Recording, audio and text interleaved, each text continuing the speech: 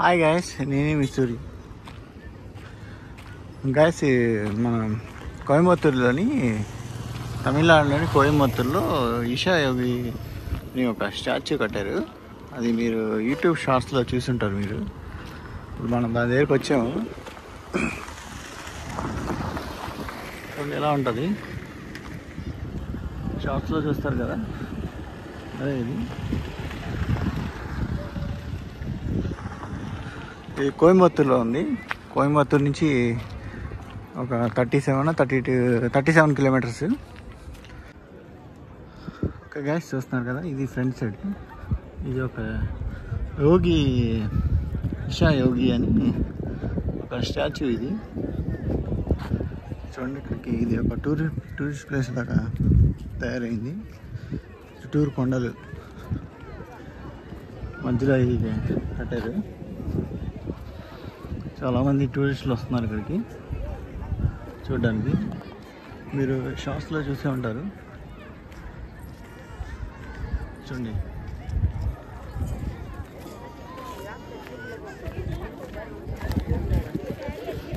మొత్తం ఇక్కడ ఈషా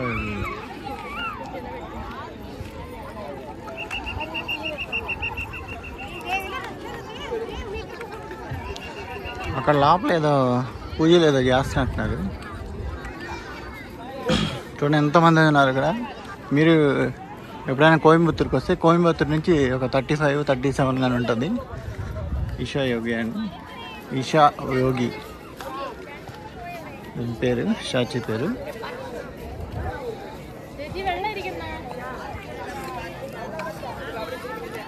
చూడండి, అక్కడ లోపల కూర్చొని చాలామంది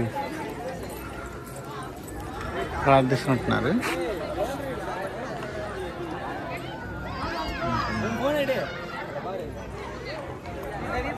ఓకే గాయ్స్, చూడండి మనం ఇప్పుడు దాకా కింద నుంచి చూసాం. ఇప్పుడు మనం పైకి వెళ్తున్నాము.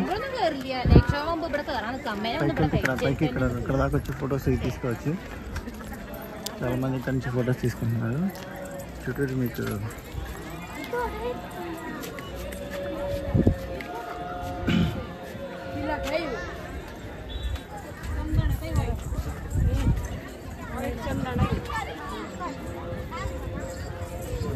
విభూతి టైప్లో పెట్టారు.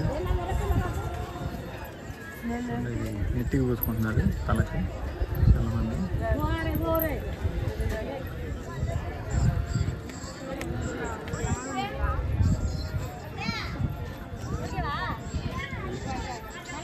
ఇక్కడ త్రిశూలం టైప్లో ఉంది. ఇక్కడ ఏదో ప్రసాదం టైప్లో తీర్థమని ఇస్తున్నారు.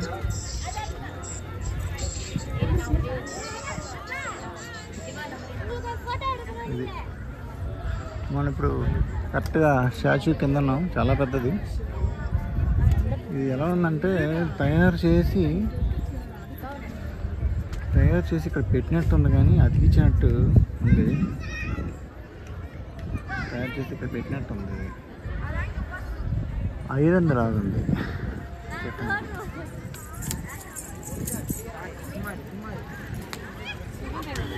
ఓకే గైస్, చూస్తున్నారు కదా, మీరు ఎప్పుడైనా వస్తే కోయంబత్తూరు దగ్గర ఈ విగ్రహాన్ని, అదే ఈ ఈషా యోగి స్టాచ్యూని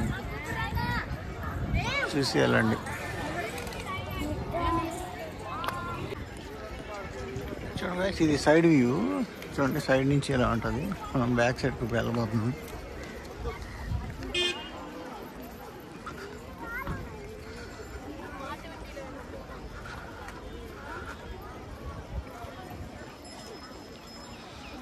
బ్యాక్ సైడ్ ఇక్కడ ఎలా ఉంది చూడండి, ఎలా ఉందో బ్యాక్ సైడ్.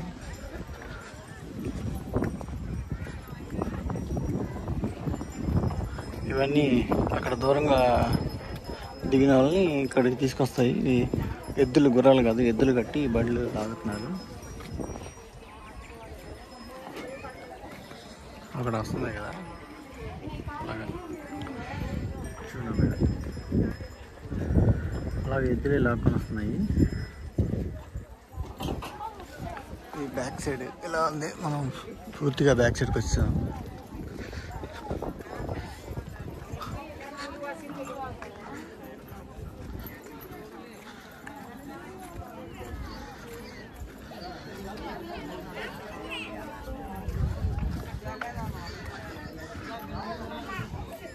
ఒకేసండి బ్యాక్ సైడ్ వెళ్ళి ఉంటుంది.